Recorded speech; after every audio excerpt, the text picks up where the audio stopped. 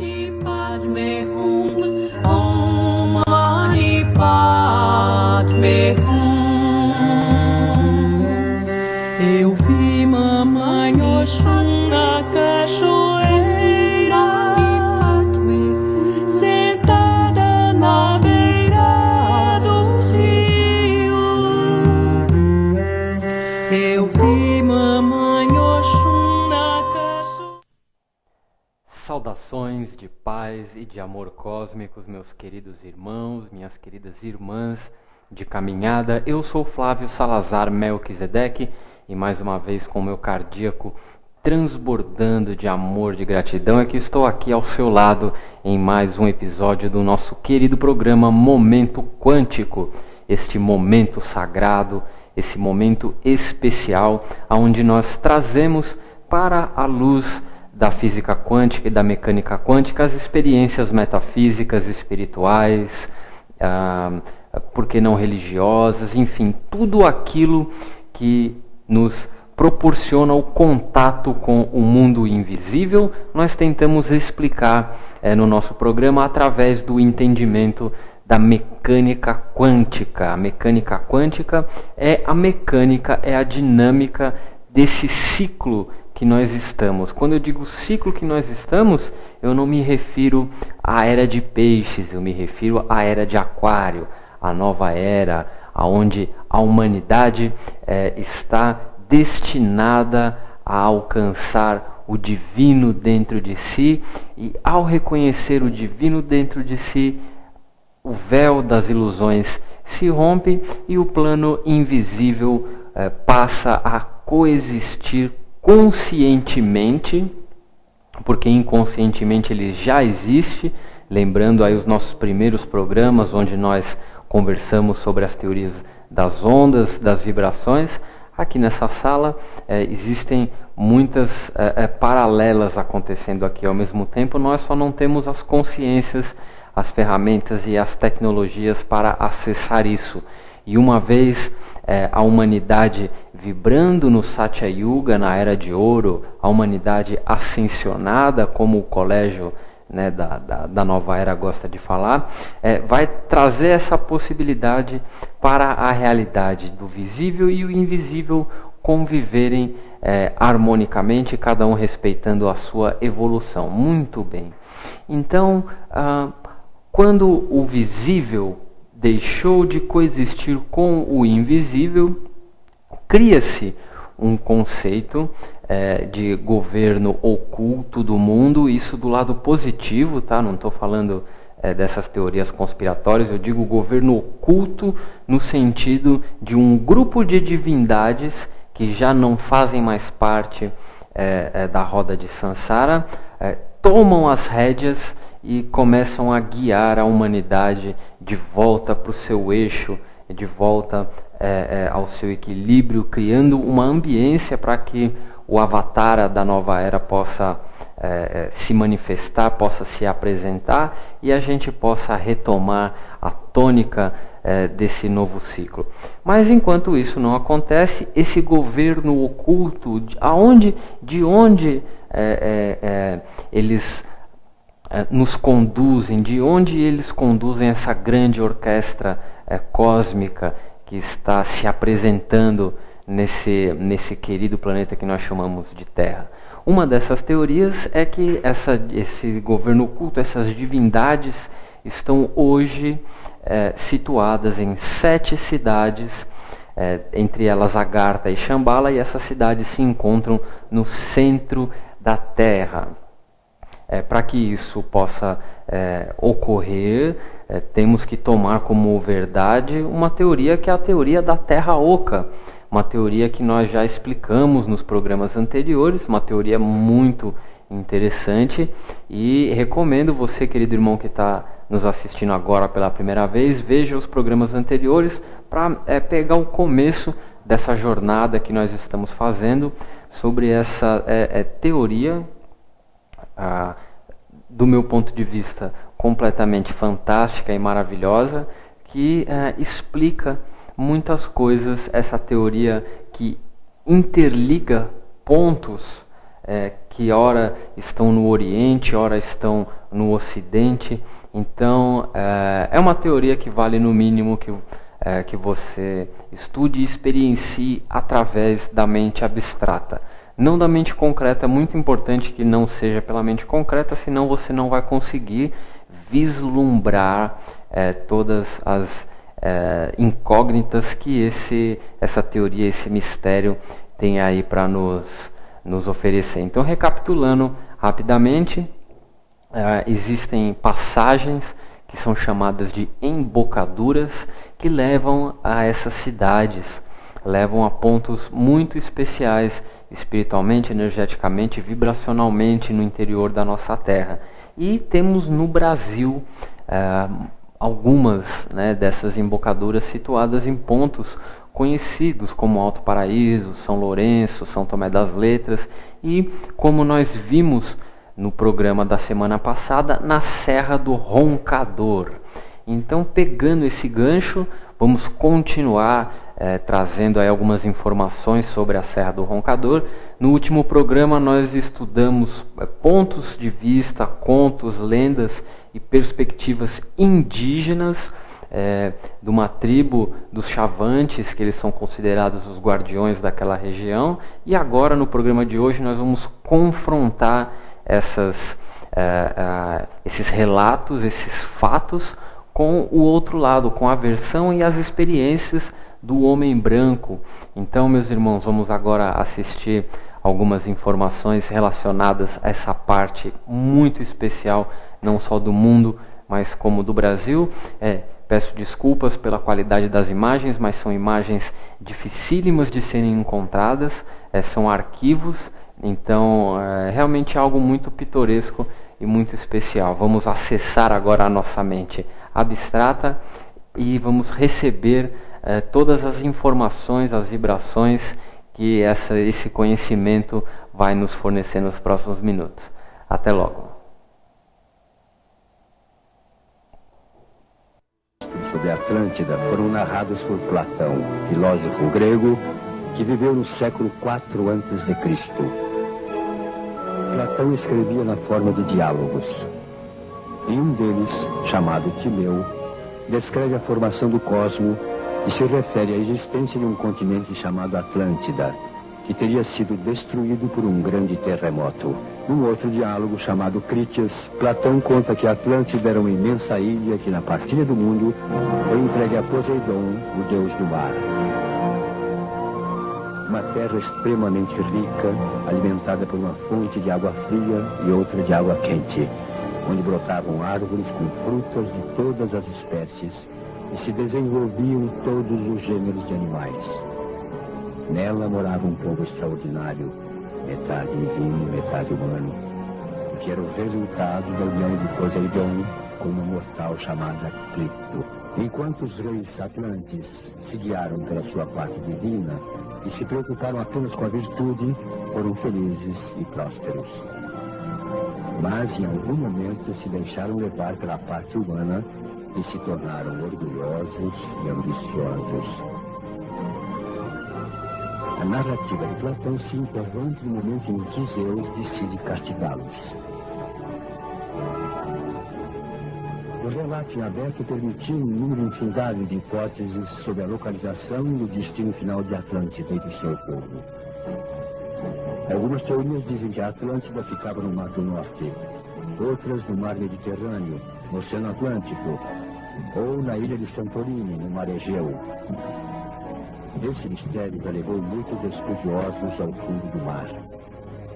O francês Jacques Cousteau, por exemplo, realizou uma expedição a um dos possíveis lugares onde a Atlântida teria submergido. Mas os vestígios que encontrou eram de civilizações recentes. Quanto ao destino do povo atlante, uma das hipóteses diz que os sobreviventes teriam se refugiado em outras terras e o seu conhecimento se perdido por passados milênios.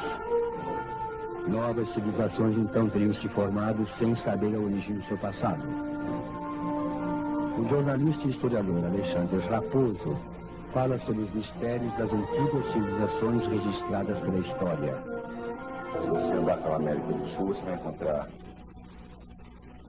arquitetura extraordinária, você vai encontrar pirâmides fantásticas e coisas que até hoje não se explica como aqueles povos conseguiram fazer aquilo com os meios que tinham. Isso, de fato, há muito mistério nisso, né? Você vê uma pedra imensa, pesando toneladas, cortada como se fosse um pedaço de manteiga, você fica pensando, né, de onde é que veio isso, como isso foi feito. Aliás, todo mundo deve estar pensando nisso. Houve civilizações tremendamente avançadas na América num passado remoto. Daí a gente afirmar que a Atlântida, talvez a mesma Atlântida mencionada por Platão, aí já é um pulo muito longo que a história não pode fazer justamente por ser uma ciência. Mas a história não se faz só com o trabalho dos historiadores. Muitas vezes as pesquisas funcionam como um chamariz para grandes aventureiros que chegam a arriscar a vida em busca da verdade. Como no caso de um militar inglês chamado Percy Harrison Fawcett.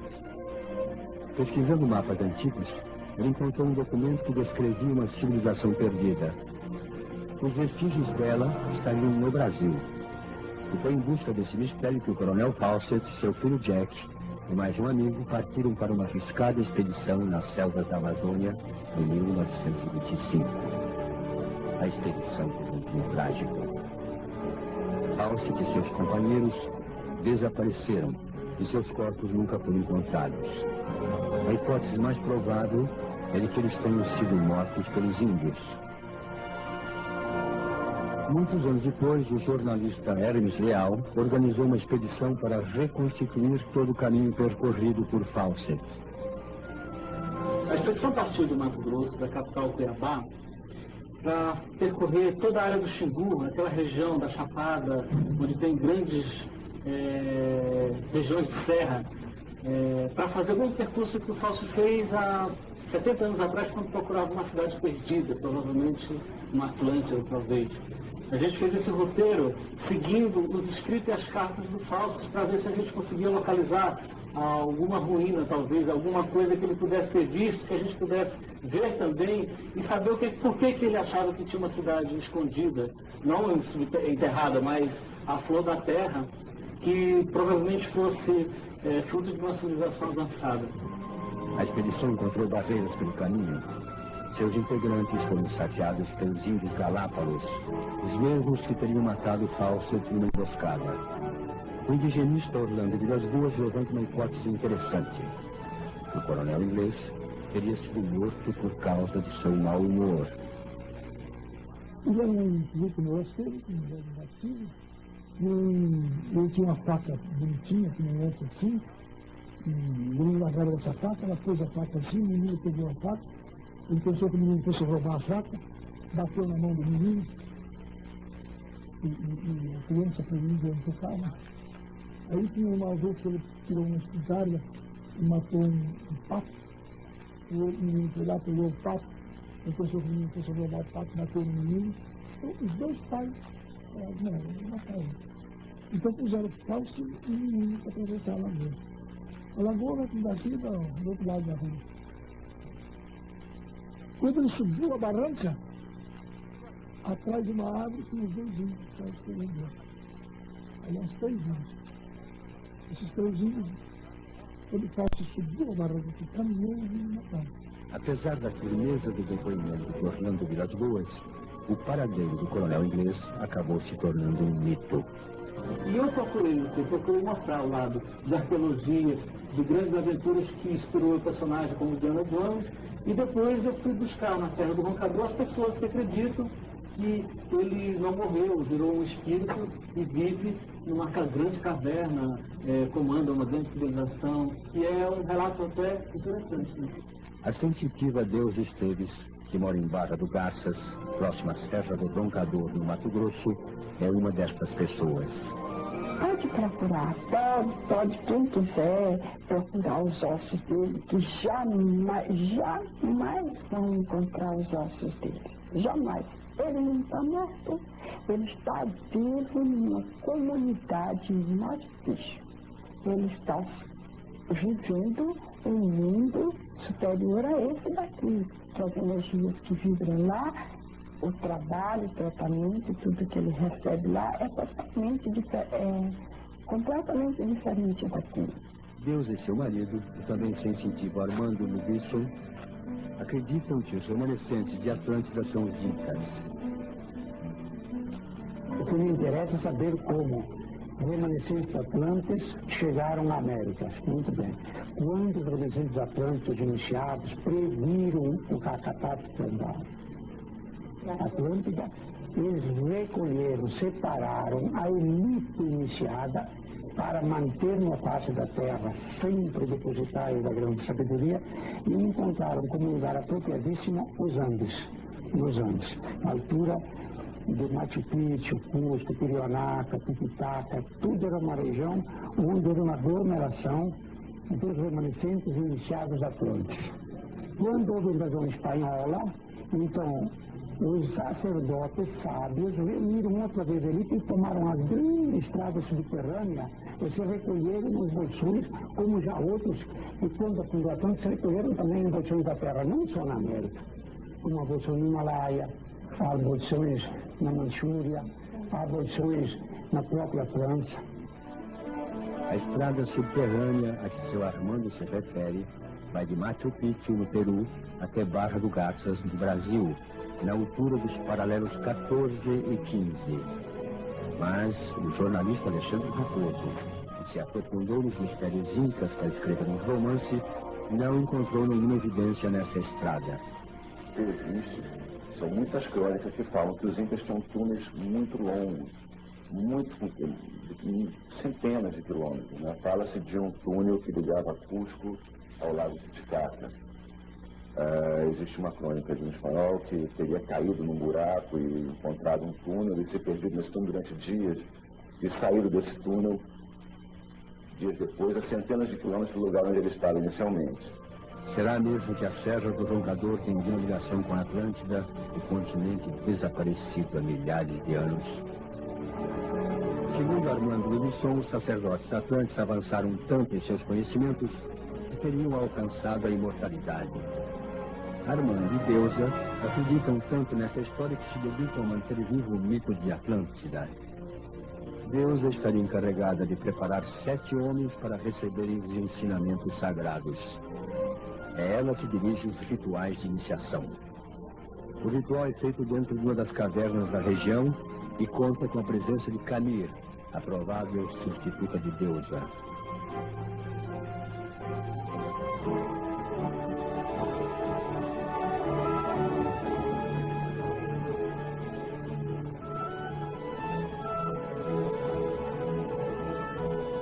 A pequena Canir explica o que é preciso para se tornar um iniciado. Ele precisa ter força para compreender sem querer fugir, porque tem pessoas que entram no grupo, querem fazer parte, mas depois elas sentem muito pesado os ensinamentos e saem. Todas essas histórias nos levam à mesma pergunta. Será que a humanidade já teve acesso a um conhecimento mais profundo e mais complexo do que nós temos agora? Se teve, será que ainda é possível encontrar esse conhecimento em algum lugar? Tudo indica que a busca da sabedoria vai continuar sendo a maior aventura que os seres humanos podem viver. Adolf Holmes tem...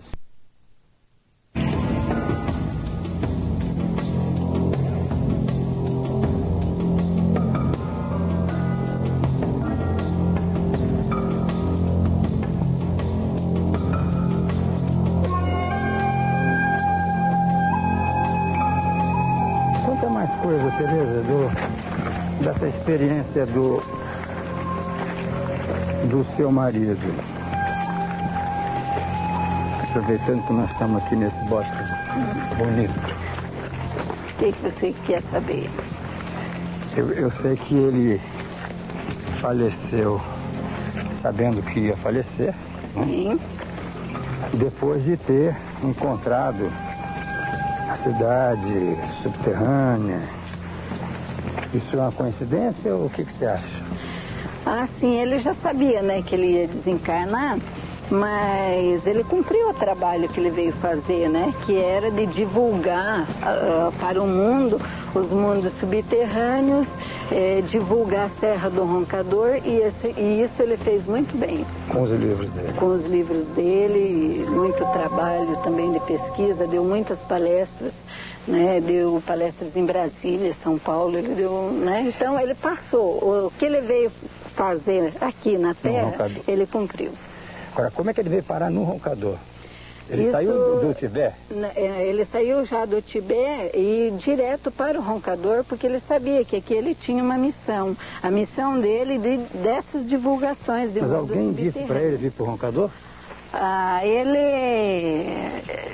Os lamas do Tibete falaram para ele. Quando você e seu marido entraram aqui nessa serra, vocês entraram por onde? Bom, naquela época era tudo mata virgem, né? Nós entramos pelo lado direito da montanha, né? Que aqui nós estamos do lado esquerdo. Ah, você veio pelo outro lá, né?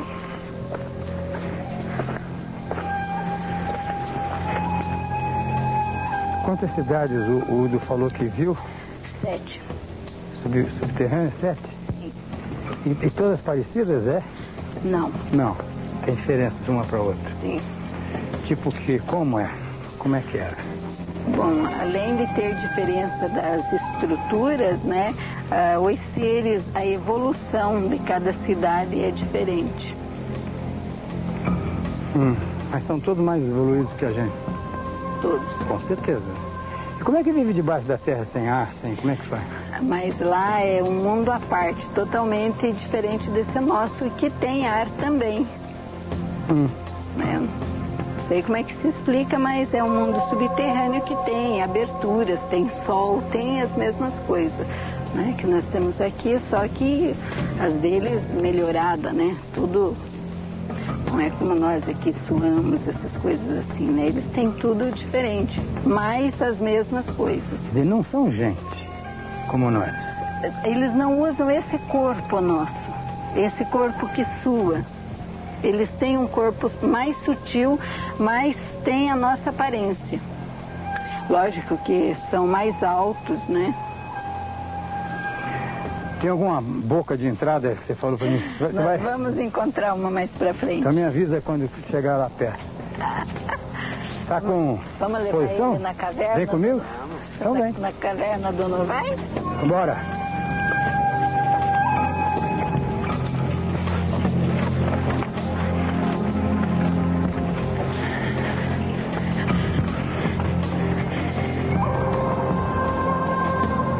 Vamos lá, que faltam só 300 metros.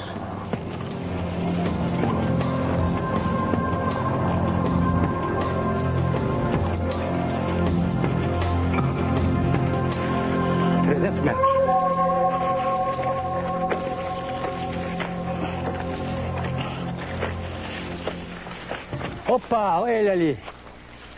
Chegamos. Vem ver, irmão. Olha lá o totem lá.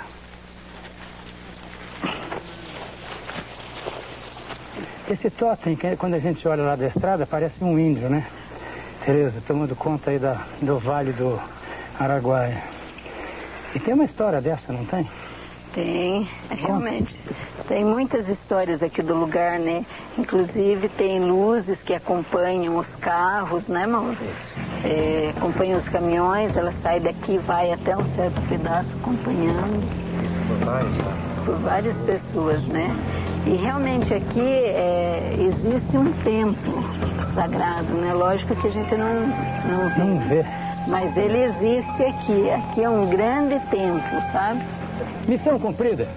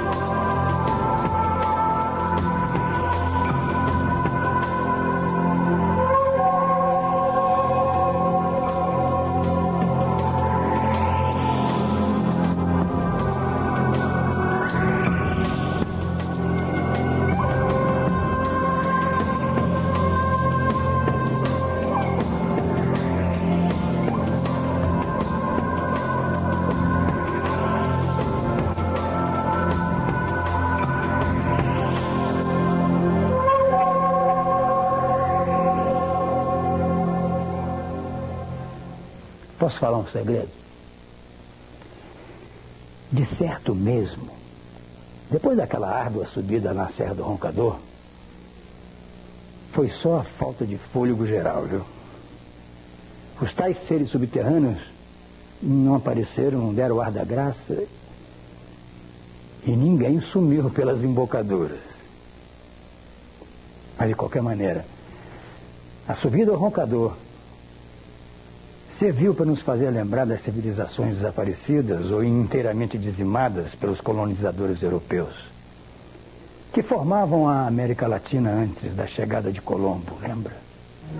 Pois é. Os astecas no México, os maias na América Central, os incas no Peru, os aimaras na Bolívia, foram civilizações com altíssimo grau de desenvolvimento social e econômico, que deixaram monumentos colossais, além de registros de física, matemática e química. Historiadores como o alemão Erich von Däniken chegaram a desenvolver teorias sobre as figuras encontradas em antigas civilizações no livro Eram os Deuses Astronautas. Afinal, qual é o segredo do espaço? Talvez a gente nunca vá saber essa resposta.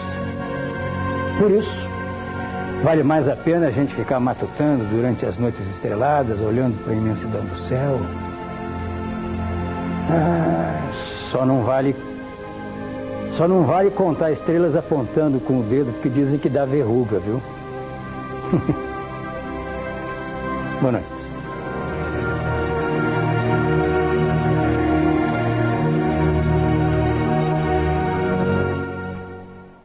Então, meus irmãos, espero que tenham gostado dessas informações que nos foram apresentadas.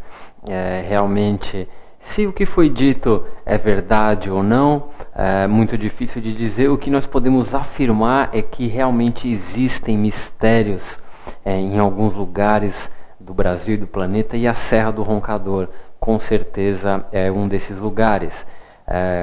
Pegando o gancho que o nosso querido apresentador que fez a matéria usou, dizendo que os seres intraterrenos não deram o ar da graça, eu aproveito a oportunidade para fazer uma ressalva.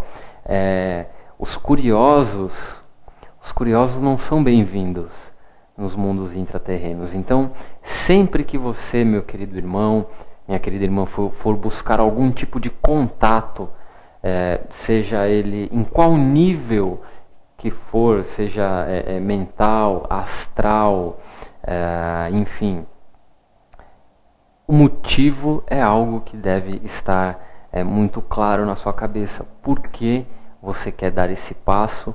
O que você vai fazer com as informações que serão trocadas? E como está o seu coração? Qual é a emoção que move a busca por esse contato? Então não adianta você pegar uma mochilinha e ir lá para a Serra do Roncador e entrar nas cavernas, que se não for da sua necessidade e do seu merecimento, as passagens não vão se mostrar para vocês. Então, espero que tenham gostado, espero que tenha despertado a curiosidade em vocês sobre esse local, e fiquem conosco nessa linha de raciocínio, porque nos próximos programas nós vamos estudar um outro local no Brasil, que seria uma outra entrada. Esse outro local fica no Rio de Janeiro e é a Pedra da Gávea.